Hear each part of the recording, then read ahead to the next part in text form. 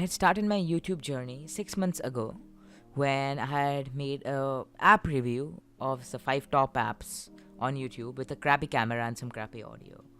But from there I have improved a lot. And so finally, after 6 months of buying a new phone and improving my audio and camera quality a lot. What's up guys, it's me Srinjoy from Elemento Tech and you are watching my full review of the Lenovo ZUK Z2 Plus.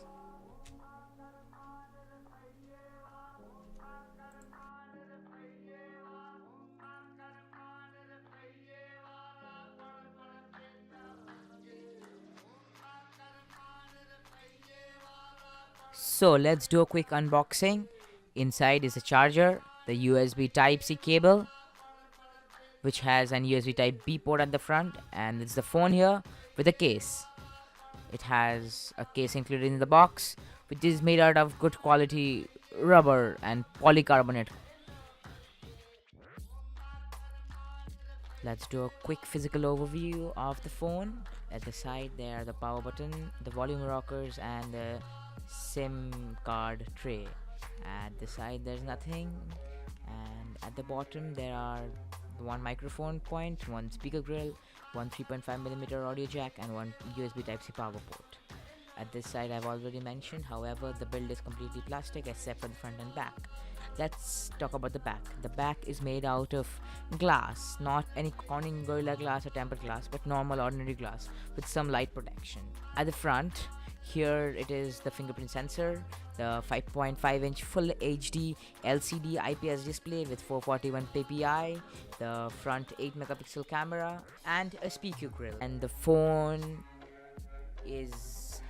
did have the ZUI by Lenovo, which is claimed to be a stock experience, but all they have done is include the Google Now launcher and call it a day, and had a quick authentic experience of pure no good goodness.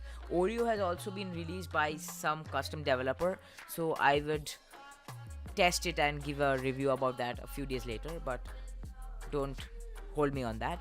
And the phone is quite good in day-to-day performance and tasks. It is fairly good at multitasking.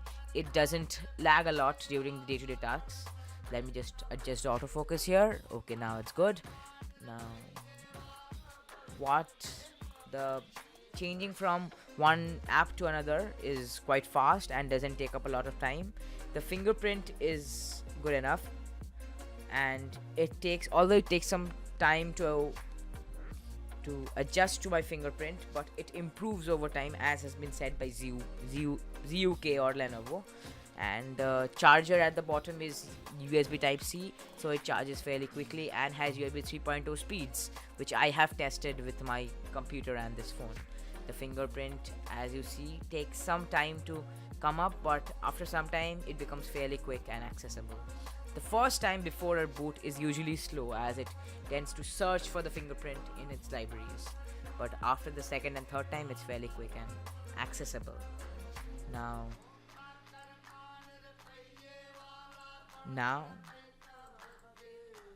I will give an example of how this phone fares when you tend to change apps quickly and to check if they are still in memory. So we will first start with YouTube, which is one of the most used apps in my library. So it opens up quickly. Now let's remove that from memory. Let's open Studio. It takes some time to load, but it is quick according to my research, which I have used this phone for a lot of time, so it's quick enough. Now let's open up Chrome. Let's open up Chrome to see if it's still in memory. Let's open up Dialer. Let's open up Settings, which do not take much time to load up. And now let's check if all the apps are in memory. Dialer is still in memory. Chrome is also in memory, and even Studio is in memory. So that's a good on the multitasking department.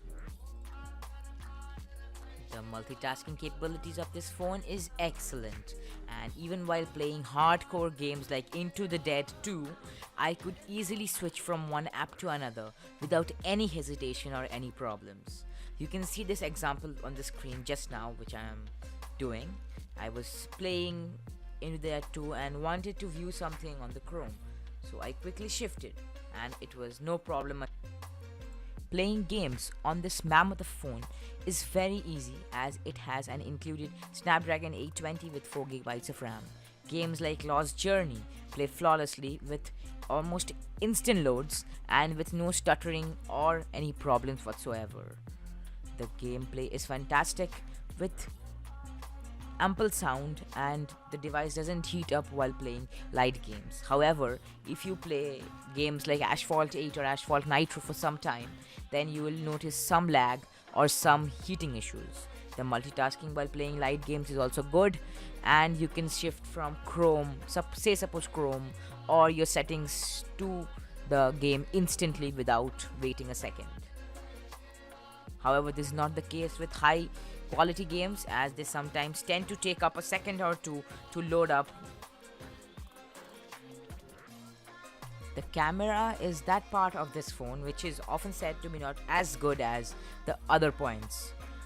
So, which was fairly true, but if you click pictures moderately, not often enough, then this phone is good enough for you. It has okay-ish photo qualities in outdoor condition, but in indoor conditions and in dark conditions it falters badly.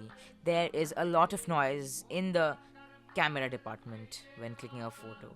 Also, videos don't tend to come out as good as it is expected. There is a slow-mo mode up to 120 fps, but I would not recommend using it because it is not actually an hardware slow-mo but a software gimmick which doesn't tend to work a lot of times.